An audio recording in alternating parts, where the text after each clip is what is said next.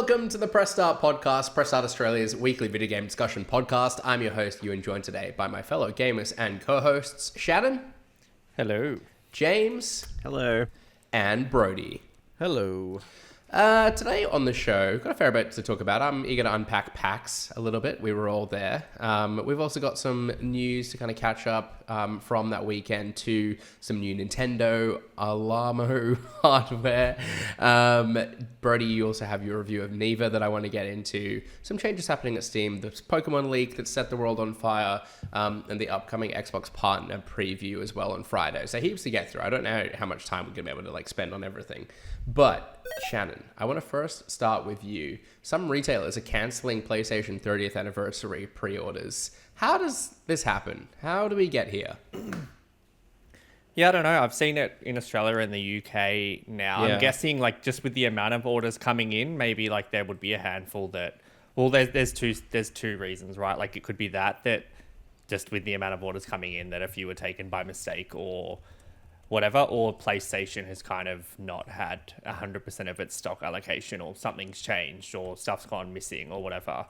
It seems to be a decent enough amount of people that it's worth reporting on and talking about, but it's not an overwhelming amount of people.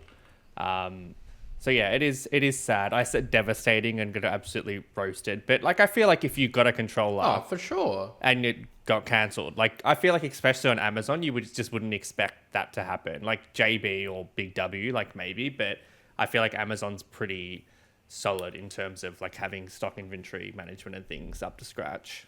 Yeah. Maybe different story if you had bought one of these things just with full intent to scalp it right off the bat. But if you were genuinely a collector that wanted one of these for your collection or for you to use or whatever, that sucks. Especially knowing how hard it was to get, knowing that it's never going to be available again. It's obviously not your life over, but I think it's right to be upset or sad. Yeah. Because it sucks. Yeah. And I guess it's hard, controlling inventory for something that's kind of fast moving as this, but yeah, I really would hope that retailers would kind of take every precaution they could to avoid that sort of disappointment happening. That's not to say it's necessarily the retailer's fault in this case. I suppose it could have been they thought they were going to get more of an allocation than they did. I don't know. But yeah, pretty shitty all the same. It is shitty. I do feel bad for anyone affected. Yeah. Sucks. Well, hopefully you've not been one of the unfortunate few to get an email. Let's talk about PAX, though. That was obviously just this past weekend gone. The three of us, bar James, were in attendance. We did that fun kind of live version of the podcast as well, and gave out some Steelers Series prizes. They kind of sponsored the whole thing, so a big shout out for them as well for having us on the Aftershock PC stage as well. That was very good of them. Brody, I'm curious, though, you got to spend a bit of time on the floor and check out some of the games. You wrote an article as well, shouting out some of the favorite indie games that you saw too. Tell us about your weekend. What did you like about PAX this year? It's the same thing for me each year. Obviously, outside of the engagements that we have with the podcast, or if we have panels, I usually like to just get around the indie floor and just see what's new this year. And with a lot of the big ones from the last couple of years missing, there was no dark web streamer, there was no dungeon experience, so it sort of opened it up to find a few new ones to look forward to. And there was actually a couple of games that did stand out to me big time. So the first one was Key Fairy, which is described as a folkloric pacifism game, which is basically it's a bullet hell game where you need to avoid basically combat with the enemies by collecting stars that they drop while avoiding their fire, obviously. And then you basically get to talk them into submission. So it's very Undertale meets, a bullet hell game. So it's really cute, and it's all hand drawn and looks very it's a very striking game. I recommend just checking out the trailer just to see what it looks like. It's very floaty, and it obviously needs a little bit of honing being an indie game, but looking forward to that one. And another one that really stood out to me was Corporeal, which is basically, and this is one that I got you to come play as well.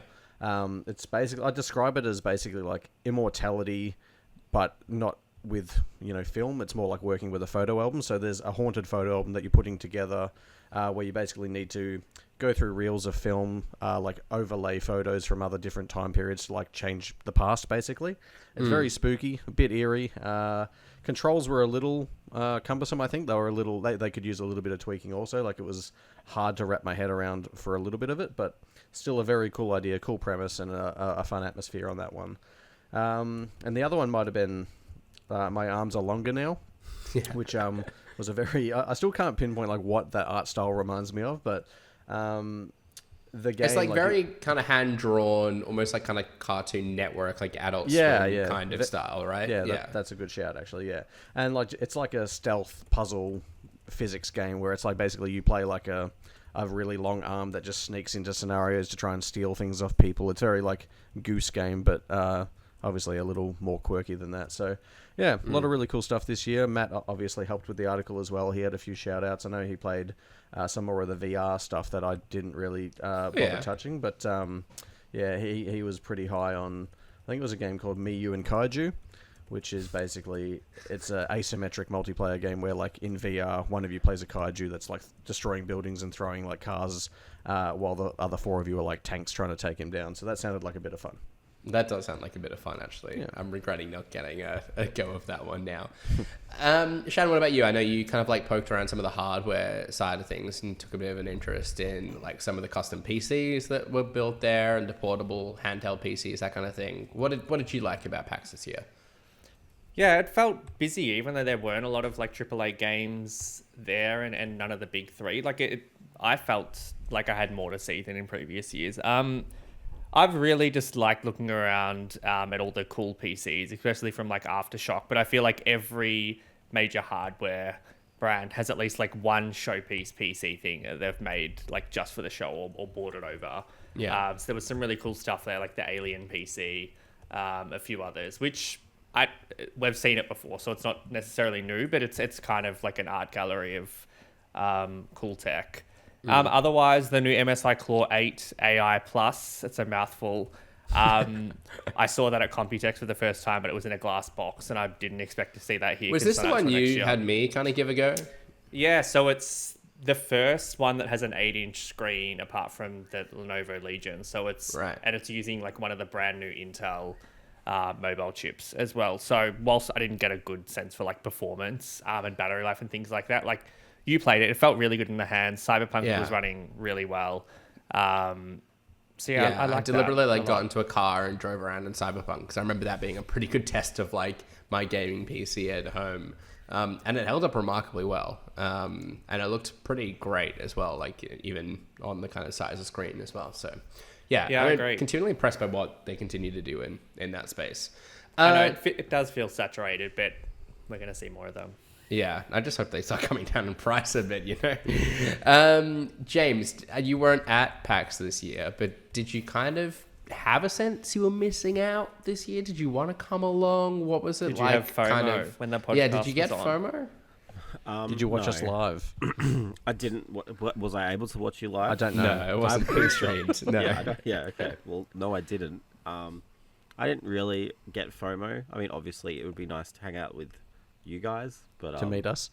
Yeah, absolutely. But yeah, not for me. I hope we see you there next year. That's for sure. Next year, yeah, okay.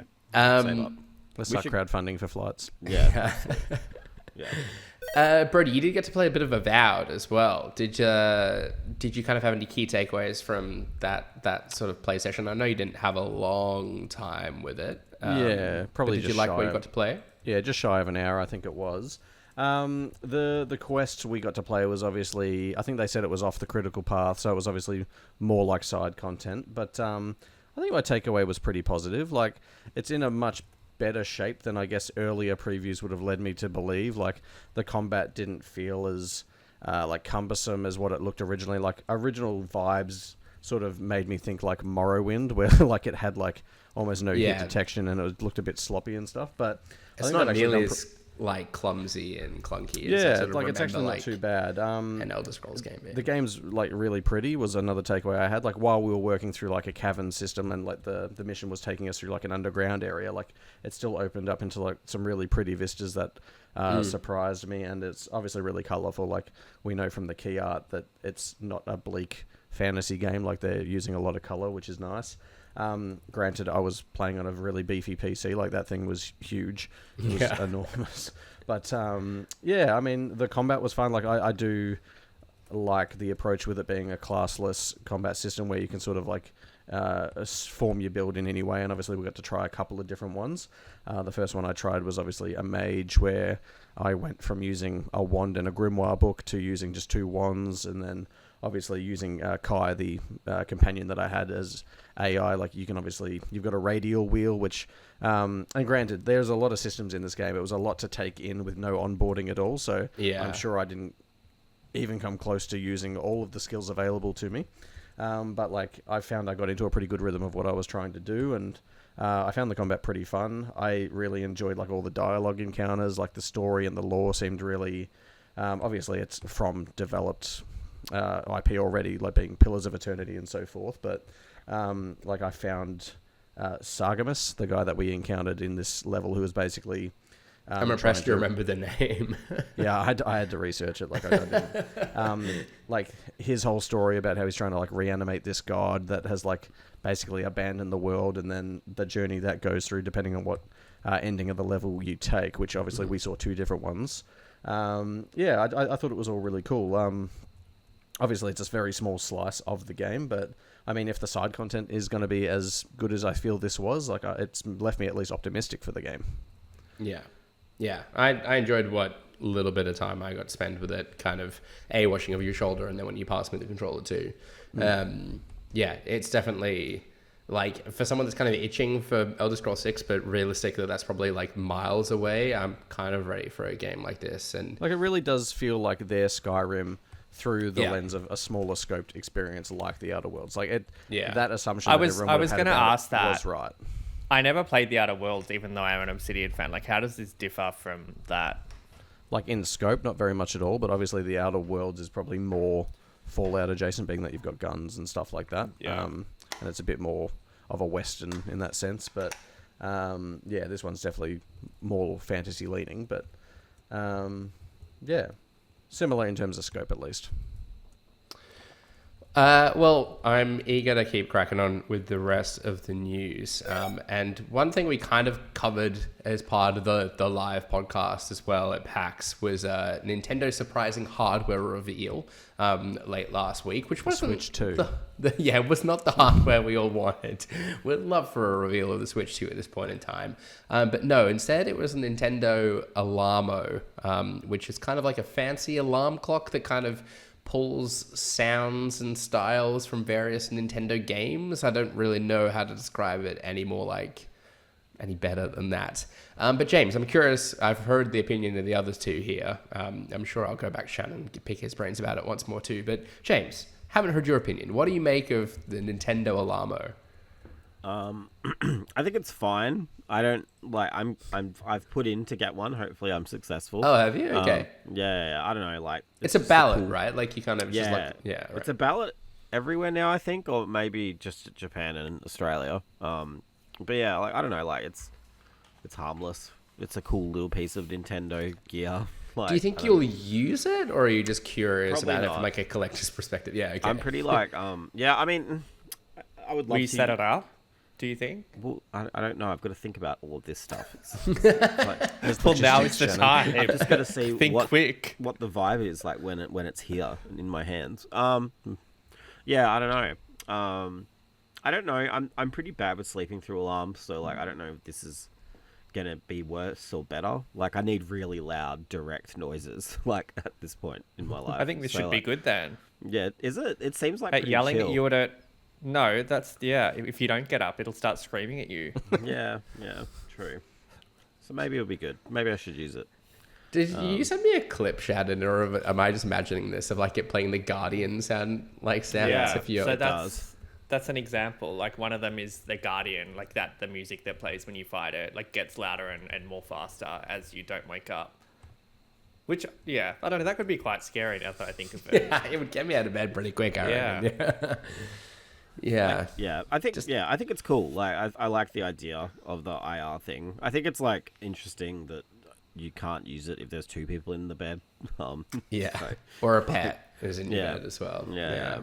I don't guess know I how did. that'll I work. was thinking, and we did speak about that at PAX. And yeah, I feel like as long as one of you gets up earlier, that it should still work, right? It's just like if you're both moving in the bed and your alarm goes off, then it's not going to detect. Yeah, I But assume it's like IR or something. yeah. right? Like, So I feel like for most people, it still should be okay unless you're getting up at the exact same time, which I feel like a lot of couples don't.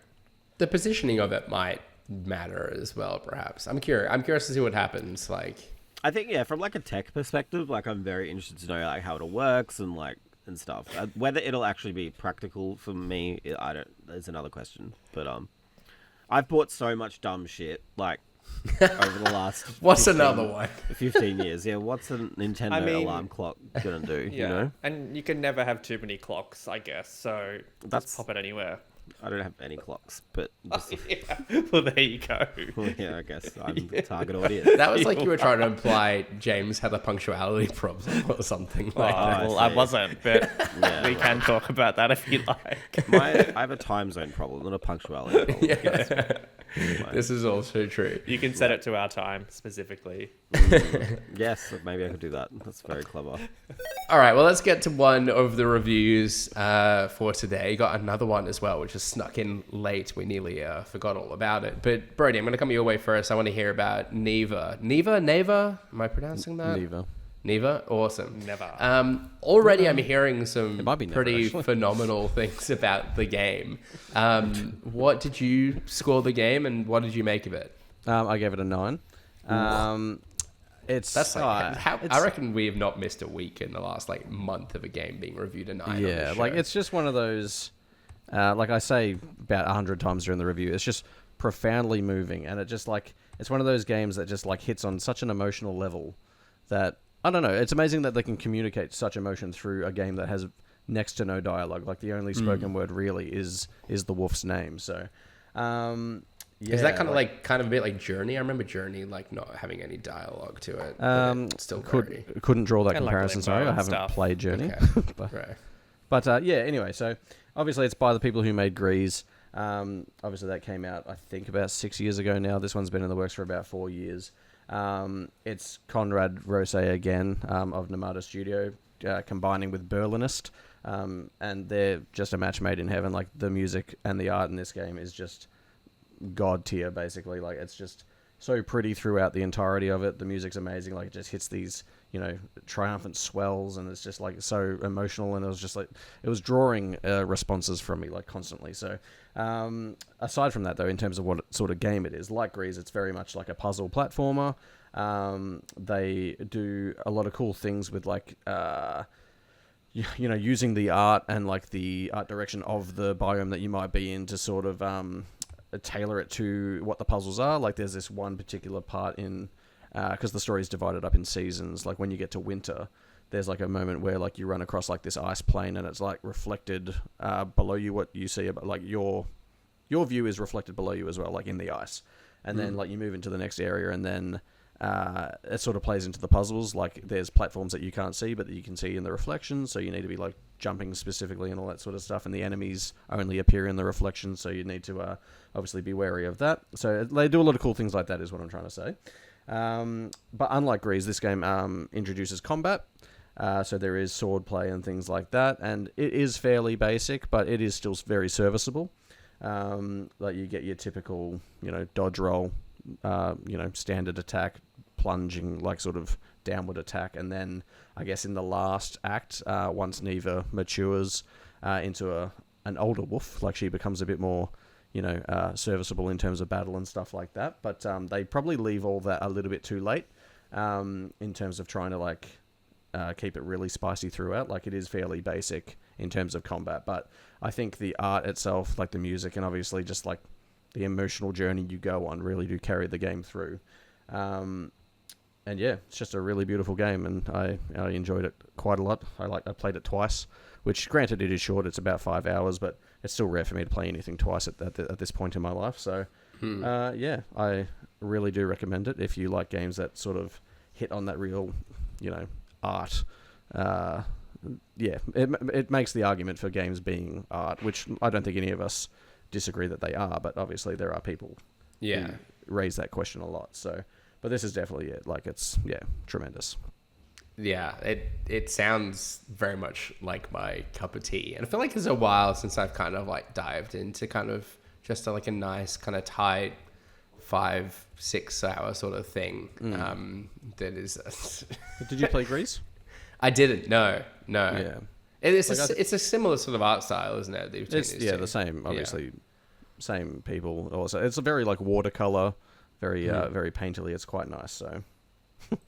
And the fact that it is nice and short as well, like definitely sounds like this is a nice kind of Sunday afternoon sort of sit down experiential sort of thing.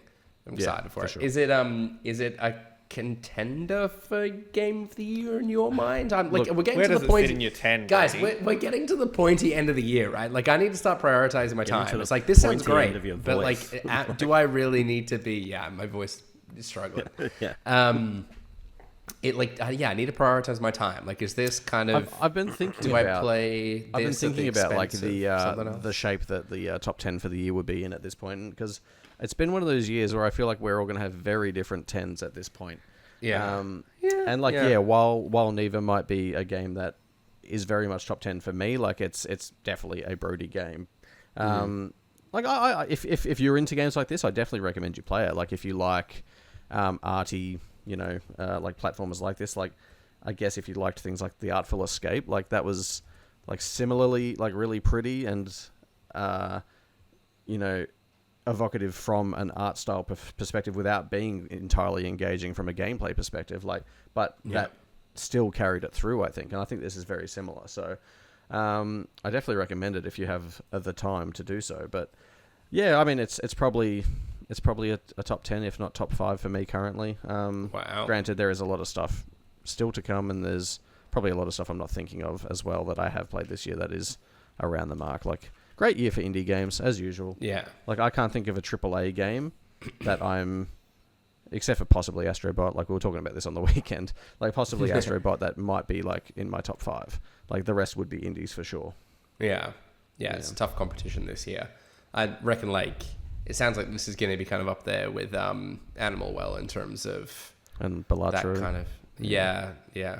Gosh, there has been a few. Fair play. All right, let's switch over to what I'm sure is another Game of the Year contender. Switch. Mario Party. Wait, there was an unintentional segue. Mario Party Jamboree, James. I feel like we've spoken about this game a fair amount, like between previews and whatnot, but you have now published your review. What did you make of the final product? It's good. I think it's I don't want to I feel like it's a really good Mario Party. Like I would maybe say the best, but I haven't gone back and played the past 10. But I think it does a really good job at kind of, because like Mario Party is, you go on a board, collect stars, ruin friendships, right? Like that's the vibe. So like I feel like that's there in its entirety, and it doesn't feel like dumbed down, and the pacing is really good, and it's just a really like fun to play in a group. But in terms of like all the other stuff, like they've added a lot of like extra mini games and stuff that are a little bit more involved than like say the quick mini games of the actual main mode. That make it really, I guess, there's just like a lot to do, right? And there's a progression system now, which like I personally thought it was average. Shannon thinks it's good, but I don't. I just think like if you're there that night, like you've got everyone coming around for Mario Party, like you want to have all the boards or like all the characters and stuff. And to be fair, like you can get there pretty quickly if you know what you're doing. But yeah, like it's just that's a bit of a weird choice for me. You can unlock them together with your friends. Can't you? That's nah. What if we just want to dive into Bowser's Keep? Cooper's Keep or whatever. Like we can't like right. So the progression system, you don't have everything. So you have to unlock the get-go. achievements. So it's very typical achievement stuff. It's stuff that you've seen on Xbox and PlayStation. And then like say every 10 you might get a board, but it's not necessarily every 10. So yeah. So I mean it's fine, but I got them pretty quickly by grinding. You kind of have to pick like the easy achievements out and just kind of go for them. Yeah. But yeah, like besides that, like I genuinely thought it was really good. There's not much you can really say. Like I feel like Mario Party. We all kind of know how one works now. I feel like everyone's played a Mario Party game at some point in their life, right? Like I feel like it's a very Did the mini games like true stand formula. out in any sort of like meaningful way? Like, would you say that like this has added some of your favorites so far, or how good? It's not the way that Mario Party works now is they really seem to be like picking the best ones from all the previous games and then adding a few new ones in. So it really is like a best of. Not so much like Superstars. Like there's still a lot of original content here, but it's not. It's really hard to explain. It's not necessarily like the way that it's how everything kind of comes together to make it like hectic or like really funny or like I don't know how to explain it, but the boards are really good. There's like a lot of really cool gimmicks in the boards and stuff, so nice. Yeah, I really really really enjoyed it. I'm excited to play more whenever people are around. But were the servers up for the online modes like Kaboom Squad and Koopathlon? no. Did you obviously sample them with AI and such? No. Oh. It wouldn't Say let no me. more. It was like Oh, well, you play with CPU, can't you? you you need to play up to 12 like real people, I think. I wonder When how I played it, because in my preview, I obviously played with them. Well, I played those modes, and they obviously just set me up with CPU, so I presumed that was an option, but maybe yeah, it's right, not. okay, yeah. I played it a long time ago, so maybe that is there now. But yeah, like I didn't really get to like sample how the online performs and stuff. But I did reference your preview. I was like, Brody really liked them. Go read what he says. Thanks for the shout. Wow. Anytime. Yeah. So it's overall like a really really good time. Like I can't really fault it too much. Yeah.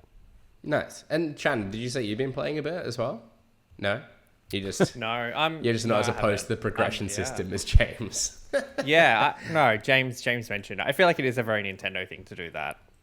As long as it's like not years or months to unlock it, I don't think it's the biggest deal. I'm keen for this. Mario Party's a weird one where you kind of, the second a new one comes out, you don't really go back to the last one and don't really remember a heap about it. No, each one kind of replaces the last, doesn't it? Yeah, so I'm keen to jump into it. Yeah. The last two have been solid, I think.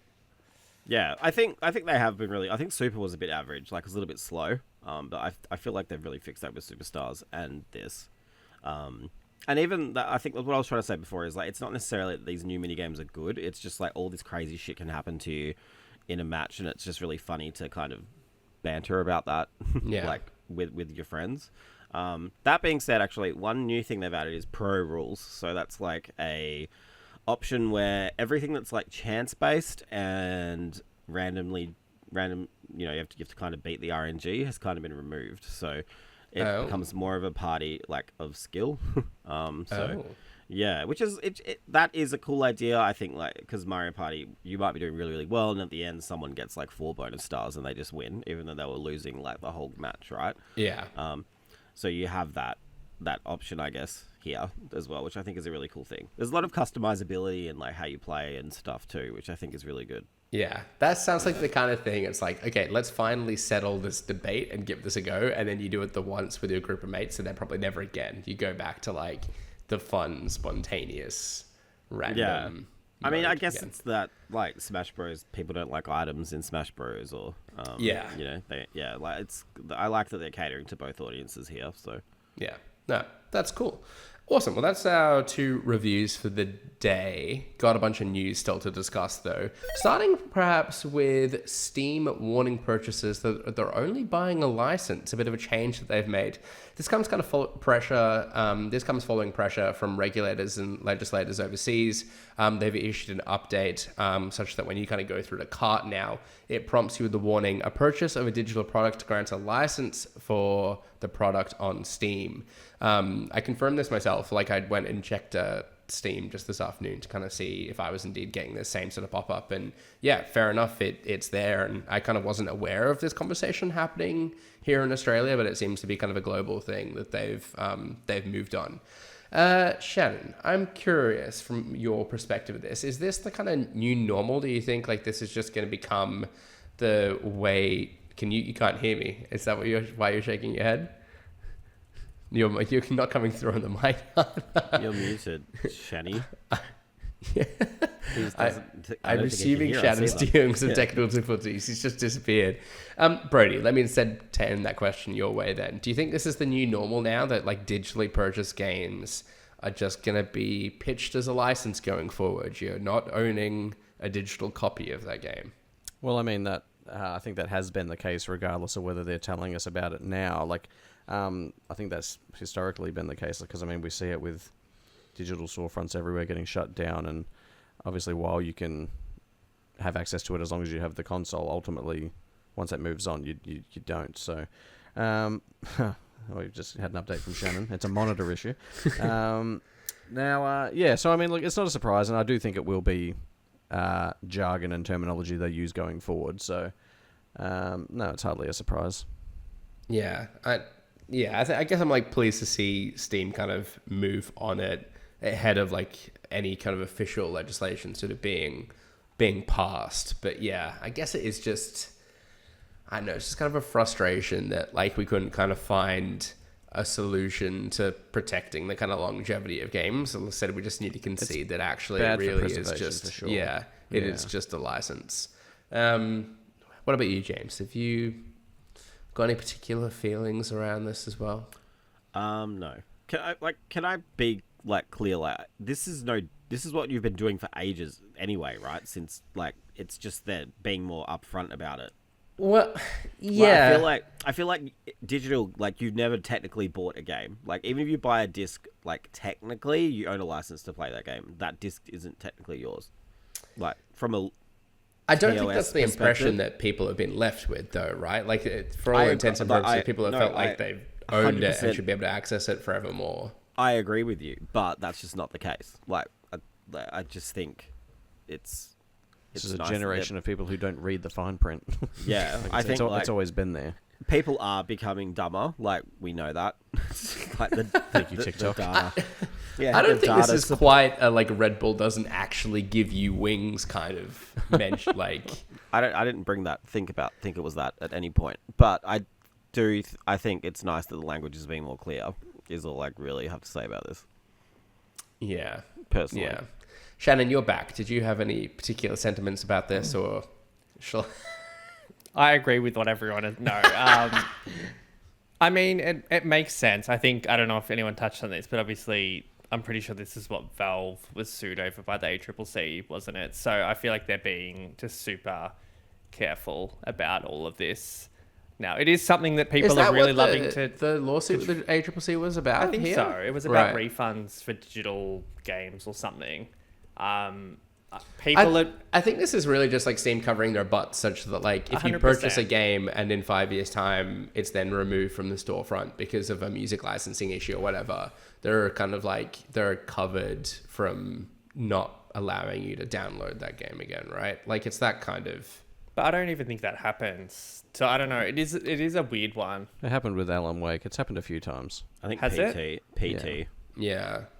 But PT was free. Yeah, I know, but like still. Alan Wake got delisted, but then I think they sorted it out for the remastered version, obviously. Okay. Yeah, I mean, people are getting really, really onto this, especially with PC games, that like people are buying a lot. Probably because it is happening more and more. People are realizing they don't actually own the item. But you can buy a physical item and still they can take the game down or it be useless with updates or whatever. But yeah, I don't know. I think it is just Steam covering their ass. Like I don't think it's going to hurt them in any way, so why not? Yeah. Yeah. Does it actually come up like before you purchase everything? Is that what happens? I mean, it's not like a pop-up. Like it's not in your face. It's kind of like off to the side of like where you kind of confirm your cart. There's just a little note there. Yeah. Why not then? Good on them. Yeah, I think it makes sense from that perspective. I just wish there was kind of a way to preserve and give people access to kind of digital copies of the games more. And I felt like we were taking steps in the right direction, like looking at the console space, for instance, of like that library carrying over from one console to another and not being lost as soon as you kind of pivot to a new generation. And yeah, it's just kind of a shitty thing that like one day a game that you have in your Steam library just like may not be able to be played anymore. But you know, I guess there's all sorts of reasons why that may be the case. Yeah, to Brody's point earlier, for the preservation of games, it'd be nice to try and find some way of looking after them a little bit more. Sticking with Valve a little bit longer though, they announced just in the lead up to PAX, like the kind of hours before it all kicked off, that the Steam Deck is coming to Australia. Again, we spoke about this a little bit on stage at PAX over the course of the weekend. But Shannon, I'm eager to hear from you as well, like what your read of the significance of this is, kind of given that there's been like unofficial channels that you could get the Steam Deck in, but then there's also, as we started the show discussing, a fair amount of other handheld PCs available in the market too. Yeah, definitely. I think because of the reasons we sort of just touched on with Valve's history with Australia, like I don't know if any of us thought this day would come through Steam. So I think that is the big part of this story, the fact that Valve is now selling hardware directly from Steam and through its own distributing channels in Australia. So that is massive. Like there was 50-50 reactions to this in terms of like some people were happy that it was finally coming. Others were just saying it was too late. But I really think it's a positive move. I think it's $600 for the base Steam Deck, which is a lot cheaper than what you can buy anything else for. I've been using it for the last week or so, and it's my first time with a Steam Deck, and it is a really, really, really nice experience. Like if you're someone that has a big Steam library, like it works really well, and especially because I've only had experience with those Windows handhelds, like it is night and day in terms of the experience that you get. So the fact, I mean, I've never bought anything through Steam in that way, but the fact that you can presumably buy a Steam Deck in November and have it at your house the next day through Steam without having to go through these weird third-party vendors, like I think that's a win for everyone. But in the same, I can also understand why if you've had a Steam Deck for a year and a half, you'd be like, well, why do I care? And you don't. But when the Steam Deck 2 comes or whatever else, which speaking to Valve, which I had the privilege to do, they have a lot more cool hardware stuff coming. So to think that we now will hopefully get this day one, or at least in the near future following launch, like that is the big win from this. And I think we should all be excited. Yeah, I did that. Seeing as I had Steam open still, I just went to see if I could check the store page out, and it is all there. I mean, it's not available for purchase yet, but the store pages are there. Yeah, it's a nice experience. It's $900 for the 512 gigabyte OLED, or $1,049 for the 1 terabyte OLED. If I'm not mistaken, though, you can buy the 512 gigabyte one and then add extra storage, right? Is that yeah? Yeah, it's got micro SD, and it's got similar to the PS5, except it's the port that you're already using, and it's like a weird square SSD. I don't know what the name of it is, but you can expand. Ones, The 1 terabyte also has like an anti-glare display and some other bells and whistles. Oh yeah, as well. Too. So it depends on what you want. But to think you can get a 1 terabyte OLED and it's still $300 to $500 cheaper than an Asus Regale X or a Legion, like it is, it's still value for money if that's what you want out of a handheld. Yeah. James, are you at all tempted by a Steam Deck or some sort of handheld PC? I don't really know anymore. I think I was, but now I don't not really. But I think Steam for me is the least appealing personally. I think the price on this though is really good. I was kind of surprised. Yeah. Has that dropped from when it was first announced, or no? Maybe that over time. Because it feels like really low compared to all of the other ones that are out there now. But yeah, I think I'd prefer the openness of the other ones personally. But yeah. Yeah, that's kind of my thinking as well. Like just being able to play like an Xbox Game Pass stuff. Brody, I think that's what you decided to do ultimately, right? But to James's point, like I think the ROG Ally that I bought, it was the same price as the 1 terabyte OLED Steam Deck that you can get, which obviously is going to be far more teched out, like with its display and everything like that. So there's value either side of the fence, I think, is the point. Like the openness of the Ally, I think, is great if you like Game Pass, and obviously your Epic Game Store and GOG. Like you don't have to be tied just to your Steam library, but obviously Steam is the biggest library in PC gaming. So I mean, I guess if in that Steam space added Game Pass, like I don't know how they'd do that, but if they you can get it running. It is just a Linux handheld, so you can get it running. It's just not a good experience. I had a Steam Deck for obviously a year and a bit, and I reckon I tried 5 or 6 times to get Game Pass running on that thing, and I just couldn't fucking do it. You gave up at step 1. I did, and then I was like, you know what? I'm getting a ROG Ally. I can see a day where Steam's Steam might just do it. Like they're getting a cut, right, of like the sales that happen on via Steam, so it makes sense to kind of keep the ecosystem like closed to them, and they can kind of afford to discount, like not earn as much like profit off the hardware sales as the others may need to. So it makes sense from that perspective. Interesting. I'm gonna keep my eye on this space. I'm still thinking I want to see what the Switch 2 looks like. That might be kind of my handheld like indie machine, but it's hard because if you tempting. play primarily in your house, which is how I play handhelds mostly, like the Portal still feels like a good answer to that. And you have all your progress, and it's like a DualSense in your hand. Like it does still feel fine. Yeah.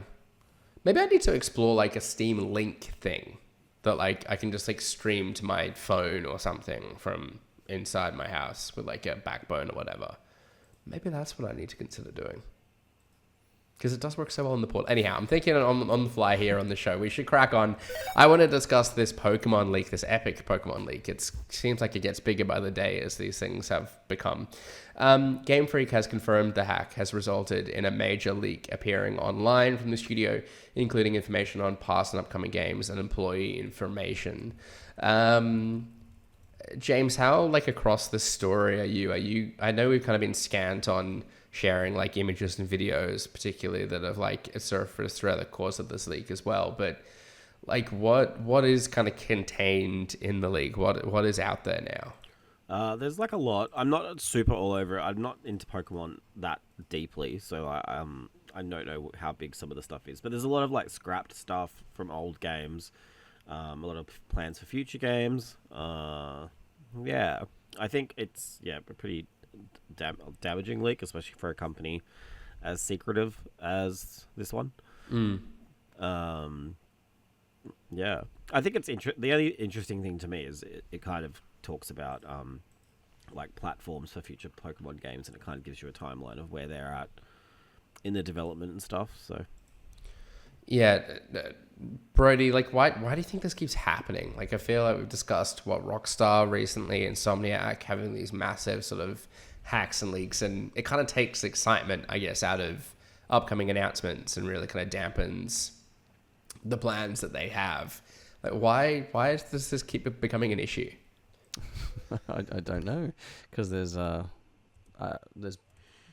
jeez, getting choked up about Nintendo got him. No, sorry, I had a nasty cough. I Nintendo hope I muted the mic in time. I don't know, just because there's dickheads out there that just want to. I don't even know I didn't read too much into this, so I don't know. Was it a case of like it was Insomniac where they were like trying to hold it to ransom, or did they literally just leak all this out? And maybe we don't know that. I suppose maybe it was someone on like an internal development portal or something. And right? That's really brave of you. I don't know. Like Nintendo will get you. Someone just wants clout. Yeah, I don't know. It's unfortunate, obviously. Like the I guess the worst thing in my opinion is obviously all the employee information getting out there. Like that's obviously horrible. You don't want that to happen. But it is interesting. Like I'm just reading through the article now, and to see that the next Pokemon game is possibly set to only release on the original Switch, that's very interesting. That's a juicy tidbit, I think. But again, that could be outdated information too. Who knows? But yeah, thousands of meeting notes for decisions in the Pokemon canon, including Ash's run in the anime. Like that's the stuff that is like really interesting. And again, obviously not gotten in the right way, but like that is kind of the harmless stuff that's like really interesting to read, because I feel like the Pokemon company and I feel like we said really that. say much about anything. I think we said that about like the Insomniac stuff too. Like while it's obviously not great that it's out there is a lot of interesting stuff there to give you sort of like a look behind that you never get. whether it's obviously consensual or not.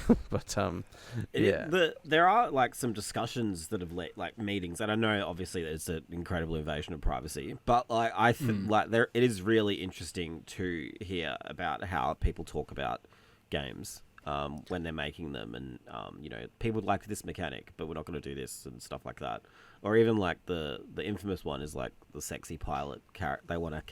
They've got a character that they want, and they've literally called her Sexy Pilot, and they want it to be like J-Lo. It's just so wild. It's like so interesting to think like that's how Lady Gaga. What about that? Huge news. They found like her song Born This Way in the code for one of the games. Like who knows why, but there's obviously like a very serious side in this, and I want to be clear, like we don't condone sourcing information in this way. Sorry, I can't get these words out without my throat's closing up. There's PAX boxes already coming in.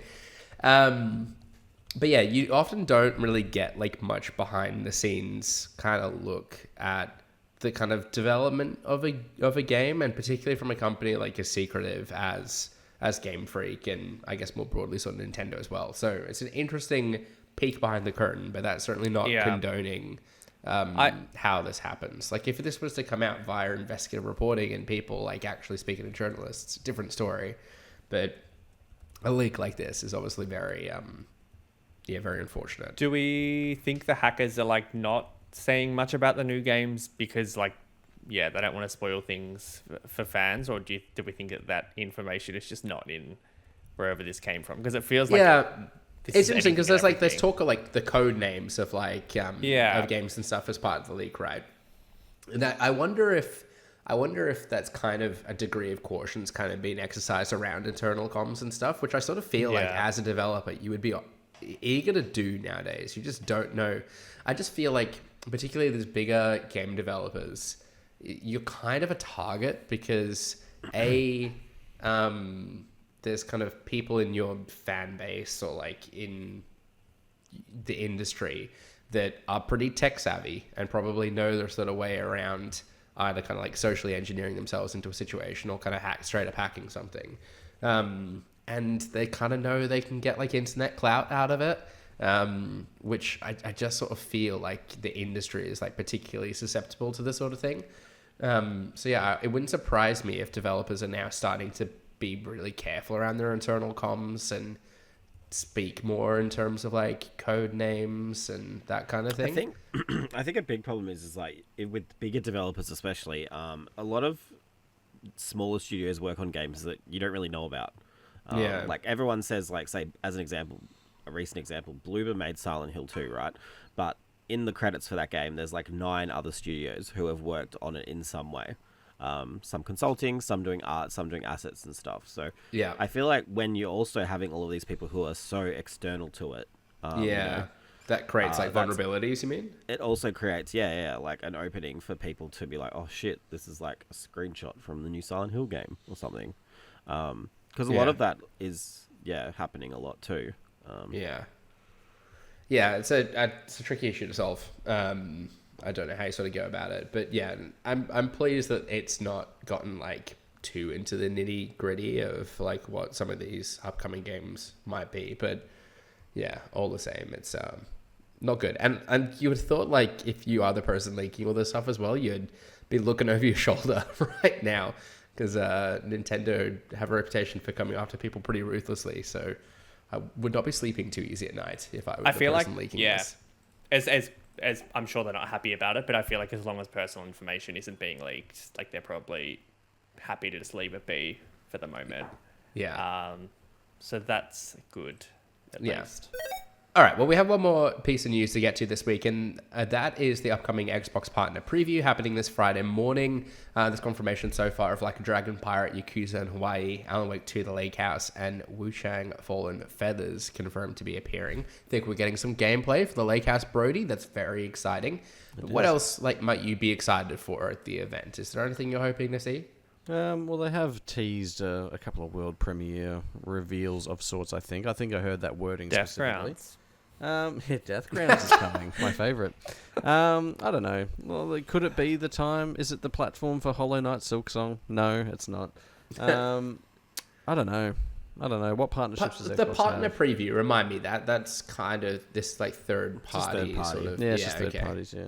And I mean, they have advertised for Hollow Knight in the past, but it feels too small a platform. I feel like it's going to be like a Switch 2 thing. You and I were chatting about this the other day. I feel like they're going to wait for the Switch 2. Hollow Knight in the car. Oh, Hollow Knight. Sorry, I thought you were saying they're going to announce the Switch 2 with the Xbox partner.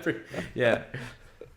Yeah. Maybe Game Pass coming with Switch. Maybe that'd be huge. Imagine that. What about? I was shocked that Final Fantasy wasn't at TGS. Could that be here? That's probably a good one. You would have thought that would be the moment to What do do you that. mean? It was. Yeah, but I do think you it mean means like 16 and remake and stuff like that. Yeah. If you're not doing that Maybe. in Japan, like, why are you doing it on this fucking thing? I mean, I don't know. Maybe I don't know.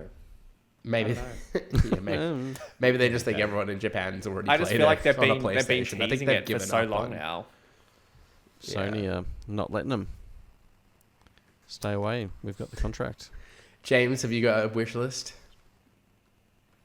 Well, apparently. No. Resident Evil. Will Yeah, it be yeah, here? that's what I was gonna say. But I don't. Oh, I don't wow. think there's any. I don't think you'll see anything Resident Evil until Monster Hunter's out. So we'll just get a Monster Hunter trailer. Again, Just a new one? Is that Yeah. going to be the world premiere? probably the same one, knowing Xbox, but at this stage. But I don't know. I would love to see Resident Evil, but we'll see. Yeah.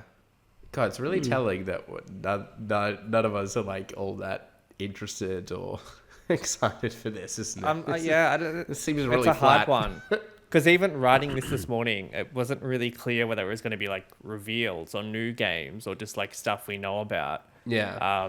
To be Could honest, we like, see something OD related? Oh, maybe. See, that would be a good one because that is that's a third-party partnership. Yeah. You know, but I feel like it's full steam ahead on Death Stranding too. Like that's really Kojima's focus at the moment. Yeah. I think like the only reason I'm a little bit whatever about this is it's just the history of these have not been particularly fun. Like I don't. When was Yeah. the last? Has there been a partner one before? It was Maybe the about one the same that, time last year. yeah. Remember they had the footage of Metal Gear. I think was the last time. Right. That could be here. That's Actually, I was Xbox gonna marketed. say- That release date for that. A date for that would be good. It would be good. Do you reckon they maybe Quite. take this opportunity on their Xbox event to announce Starfield coming to PS5? Ooh. Yeah, that'll be the Nothing that- would surprise me. That And would one be there. last thing, Yeah. it's coming to PS5 Pro. I guess like the Game Awards feels kind of close at this point in time as well, which I sort of feel like is probably when we're going to get the next big batch of like major announcements. So Just skimming I feel through, it's gonna like- get anything crazy. Just here. skimming through the X thread that Xbox put up for this event. Some people are thinking that maybe we might get another look at Stalker 2, which is obviously an Xbox marketed game that's coming out next month, I believe. It's a safe So bet, I think. good chance for that. But Yeah. yeah, beyond that, who knows? We had one in March as well. Just going back to quickly. What was on that one? Yeah, remind us. I'm just Final Fantasy 14. So maybe. Yeah. Okay. The Sinking City 2. Unknown 9 Awakening. Oh yeah. Okay, well, yeah. Chucky was coming to Roblox. Is that right? There you go. Yeah. Creatures of Ava, Monster Jam Showdown. Is that one game or was that two? No, that's two. That's two games.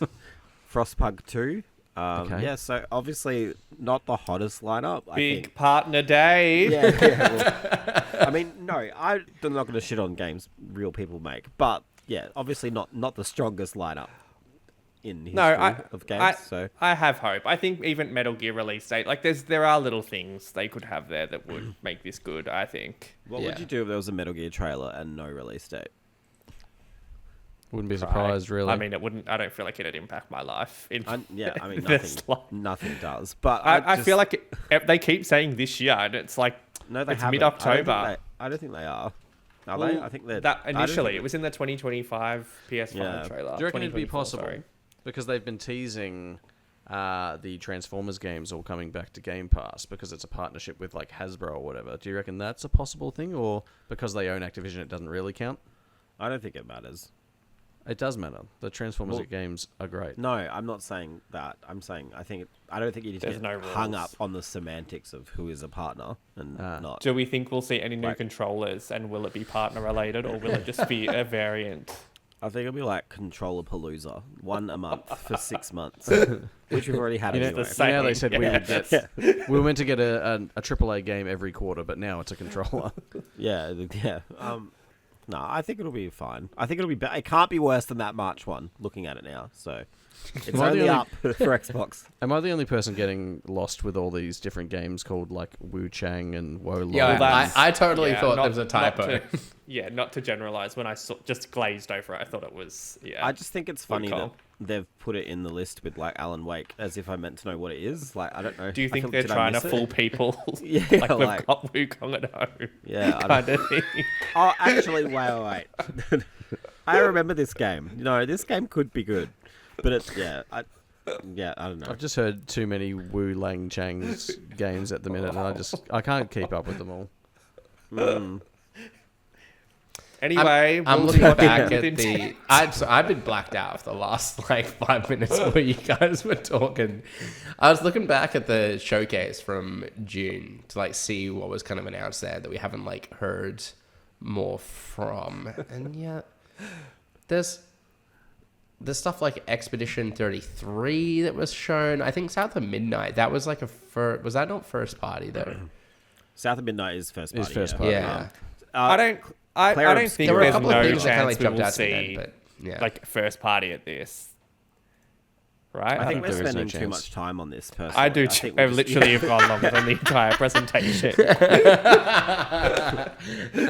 I think, you're right, Ewan. Expedition 33 will be there. That looks really fucking good. Yeah, that was. And I remember there coming being off, some like, good Metaphor. looking games then. I was like, what were the games I was excited for that might crop up back here?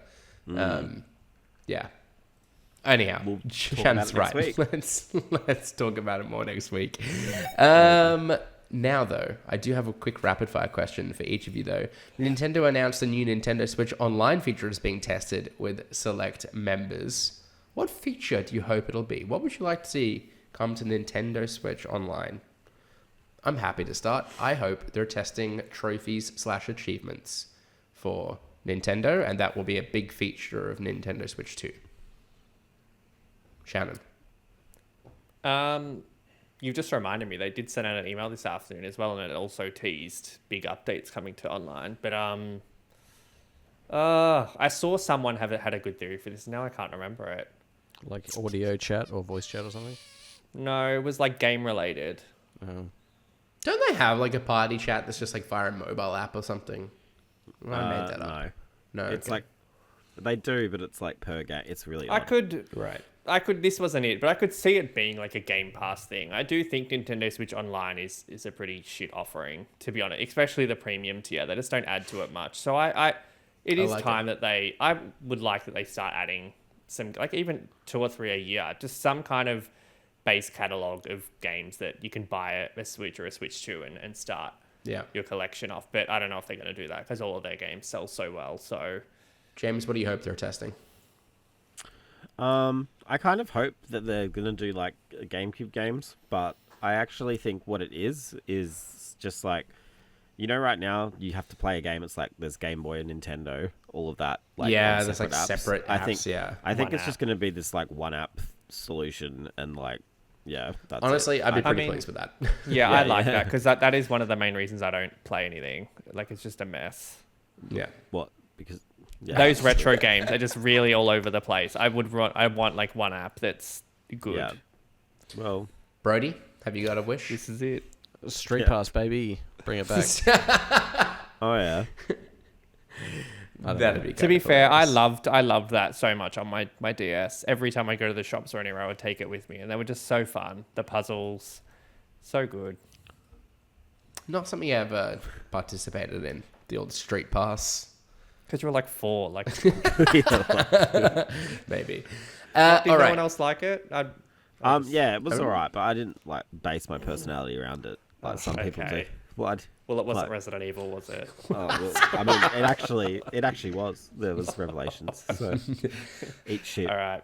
What the Wiki is the Press Start podcast game show where the previous week's winner reads part of a Wikipedia page for an unknown game, and we, the contestants, must guess the game. A point is awarded for each correct guess, with the round concluding after someone's bagged themselves 2 points. You do get a bonus point if you guess both games right off the bat, which is exactly what happened to your boy Ewan last week. Moving up into second place on 30 points. I have 5 points, though, if I'm going to catch James up. He's in the lead on 35 points. Shannon, you're in third. You're on 28 points, so just 2 behind me. Brody in fourth with 21 points. Kieran in fifth on 10 points. And Harry bringing up the rear on 5 points. I do have a bunch of games prepared for you all today. So contestants, if you're ready, I'll make start. Mm-hmm. The game is an action-adventure game played from a first-person perspective, with an emphasis on stealth action and the use of gadgets and the environment to eliminate opposing forces.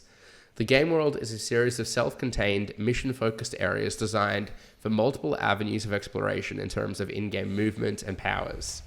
Between missions, the player is taken to a central hub, a pub where the player character can meet with his allies, receive mission briefings and alternate objectives, and convert recovered loot into new equipment and upgrades.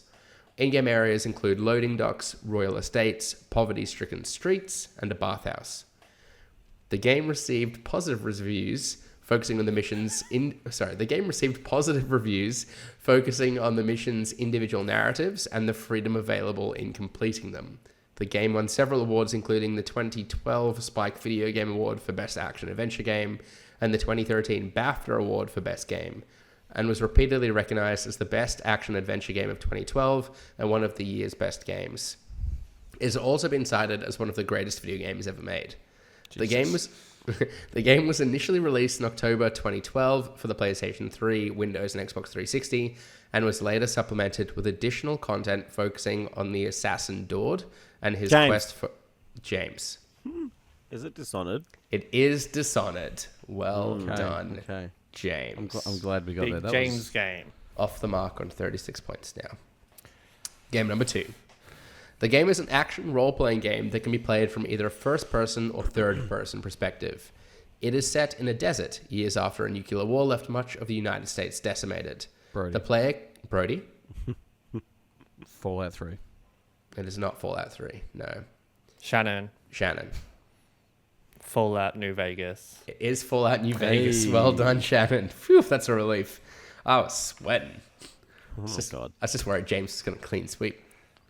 All right, game number 3. The game is an action-adventure platform video game played from a third-person view. The game's protagonist is physically adept and can jump, climb, and scale narrow ledges and wall faces to get between points. Shannon. Uncharted 2. It's Uncharted 2. Well done, Shannon. Wow. Thank you. Good pick.